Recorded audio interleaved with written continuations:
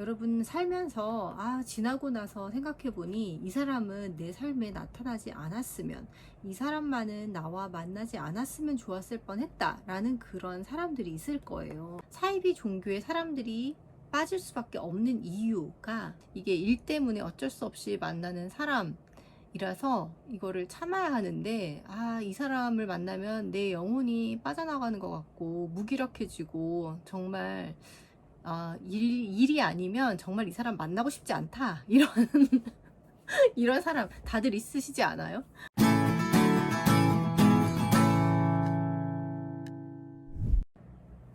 네, 안녕하세요. 1분 책 읽기 매일 낭독 시간입니다. 매일 10분의 낭독으로 나를 견고하게 다지는 시간을 가집니다. 저와 함께 영감의 쾌감을 느껴보시기 바랍니다. 오늘은 2020년 5월 2일입니다. 계속되는 연휴에 지금 제가 기분이 굉장히 업되어 있어요. 오늘은 굉장히 여유로운 오후를 보내고 지금 시각이 6시 36분인데 제가 다시 해빙을 가지고 왔습니다.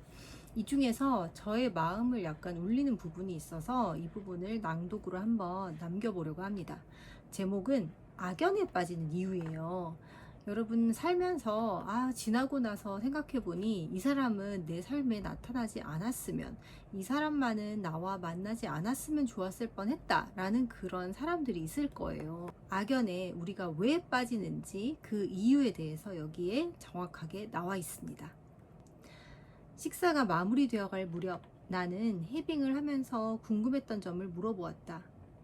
해빙을 하면서 정책이라고 느낀 적이 있었어요. 2주가 지나도록 이렇다 할 행운이 찾아오지 않았거든요. 좀 당황스러웠지만 불안해하지 않으려고 노력했어요. 대신 그동안 써놓은 해빙 노트를 읽었지요. 노트에 적힌 것들을 읽으며 행운을 만났을 때 감정을 되새겨보자 곧 불안이 진정되더라고요.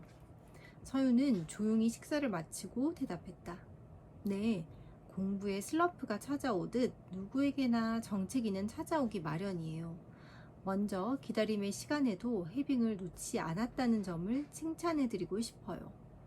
부정적인 마음을 다스릴 줄 알게 되는 것이 해빙으로 얻는 열매 중 하나인데 많이 발전하셨어요. 이어서 그녀는 기다림에 대한 고전 하나를 해석해 주었다. 기다릴 때 가장 필요한 것은 믿음과 확신이다. 믿음과 확신이 있다면 그 기다림에 두려움이 없고 끝이 좋을 수밖에 없다. 때가 왔다는 것은 청하지 않은 새 손님이 오는 것으로 알 수 있다. 그들은 하늘과 땅 그리고 사람이다. 하늘이 정한 시기와 땅이 베푼 환경이 갖춰지고 나를 도와줄 귀인이 나타나는 순간 기다림을 마치고 큰 강을 건너 위대한 모험을 실행할 수 있다. 특히 귀인의 출현은 가장 가시적이고 즉각적으로 타이밍을 알아채는 방법이다. 그러므로 귀인이 나에게 오는 것을 놓치지 말고 공경에 맞이하고 뜻을 받들어 실행하면 언제나 끝도 길할 수밖에 없다. 주역.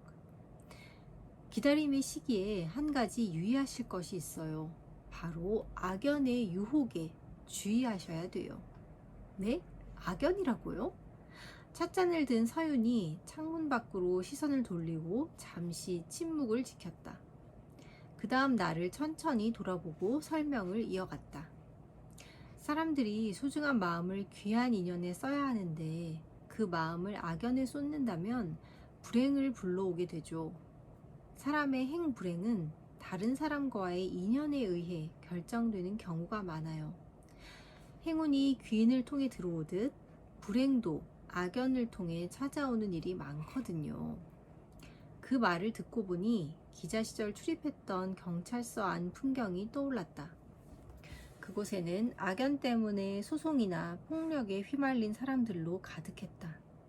빚보증을 잘못 썼다가 재산을 날린 사람, 사기꾼에 속아 큰 돈을 잃게 된 사람, 상속 문제로 싸움을 벌이다 경찰서에 오게 된 이들까지 다양한 사람들이 다양한 사연으로 울고 분노하고 고함치고 있었다.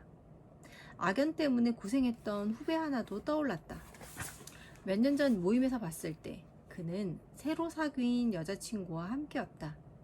몇 달 전 주식으로 큰 돈을 잃은 경험이 있던 후배는 그 스트레스와 상실감을 잊기 위해서인지 연애에 몰입하는 듯 보였다. 그리고 몇 달 후 나는 놀라운 소식을 듣게 되었다. 그녀가 후배에게 수천만 원을 빌린 뒤 갑자기 사라졌다는 것이다. 심지어 그녀는 후배의 친구들에게도 접근해 이런저런 핑계를 대며 몇백만 원씩 뜯어간 상태였다. 후배 입장에서는 돈은 물론 친구까지 잃게 된 사건이었다. 그 이야기를 떠올리자 악연이 얼마나 무서운지 실감할 수 있었다. 나는 몸서리치며 말했다. 생각만 해도 끔찍하네요. 그런데 왜 하필 기다림의 시간에 악연에 취약해지는 걸까요? 우리가 악연에 약해지는 이유에 대해서 이제 나옵니다. 안타깝다는 표정을 지으며 서윤이 대답했다. 악연은 악마의 키스와도 같아서 사람의 마음 중 약한 부분을 파고들어요. 대부분의 악연들이 처음에는 무척 달콤하게 느껴지죠. 마치 입에서만 달고 몸에 나쁜 음식처럼요. 그래서 마음이 흔들리고 있을 때라면 악연에 굴복하기 더 쉬워요. 이 부분은 요즘에 그 바이러스 때문에 저희가 알게 된 그 사이비 종교와도 약간 연관이 있어요. 사이비 종교에 사람들이 빠질 수밖에 없는 이유가 그 사람의 이제 대화를 해보면서 취약한 부분을 콕 집어낸다고 합니다. 그래서 그 약한 부분을 계속해서 보듬어주고 그 사람 옆에 있어주고 그 사람의 어떤 도움이 돼주고 하면서 그 종교에 빠질 수밖에 없게 만들게 한다는 거예요. 그럼 악연의 함정에 빠지지 않기 위해서는 어떻게 하는 것이 좋을까요? 사람들이 악연에 쉽게 빠지게 되는 이유는 과도한 기대 때문이에요. 상대에게 받기만을 바라는 마음이 자신의 눈을 멀게 하죠. 반면 먼저 준다, 받은 것보다 더 많이 돌려준다는 마음이라면 악연을 피하고 좋은 인연을 만날 수 있어요. 그 말을 듣는 찰나 최근에 있었던 일이 생각났다. 한동안 연락이 없던 친구가 전화를 걸어와 갑자기 돈을 빌려달라고 했던 것이다. 솔직히 별로 내키지 않았다. 오랜만에 연락해놓고 다짜고짜 돈 이야기라니.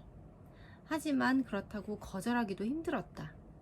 매정해 보이는 것도 싫었고 친구들 사이에서 내 평판이 나빠지는 것도 마음에 걸렸다.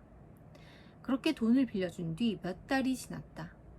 아직까지도 그 친구에게는 아무런 소식이 없다. 찜찜했던 그 일을 생각하며 내가 조심스럽게 물었다.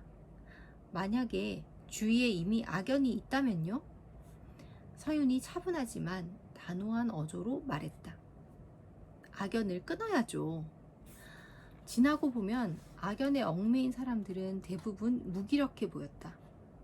나쁜 인연인 걸 알면서도 그것을 어떻게 하지 못하는 경우가 많았다. 하지만 서윤의 말을 통해 다음과 같은 지혜를 얻을 수 있었다. 우리에게는 악연에서 벗어날 수 있는 내면의 힘이 있다고. 귀인을 믿고 따르면서 자신 안에 있는 그 힘을 키워나가면 된다고. 한편으로는 가슴이 벅차올랐다. 서윤과 같은 귀인을 만나게 되다니 나는 속으로 조용히 되뇌었다. 그러고 보면 저는 엄청난 행운아네요. 이렇게 귀인을 만났으니 저의 기다림의 시간도 곧 끝나겠죠. 책 속에서 이 서윤은 이렇게 단호하게 얘기를 하고 있어요. 악연을 끊어야죠. 근데 이 악연을 끊어내는 것이 정말 이렇게 말처럼 쉬울까요? 저도 주변에 나의 영혼을 갉아먹고 있다. 이게 일 때문에 어쩔 수 없이 만나는 사람이라서 이거를 참아야 하는데 이 사람을 만나면 내 영혼이 빠져나가는 것 같고 무기력해지고 정말 일이 아니면 정말 이 사람 만나고 싶지 않다. 이런 사람 다들 있으시지 않아요? 그래서 생각을 많이 하게 된 그런 부분이기도 했어요. 악연은 끊어내야 한다고 합니다. 그렇게 하기 위해서는 우리의 어떤 힘을 길러야겠죠. 내가 이 악연에 얽매일 수밖에 없는 이유에 대해서 한번 생각해 보게 되는 그런 부분이었어요. 네, 오늘도 저와 함께 해주셔서 정말 감사합니다. 내일 또 뵐게요.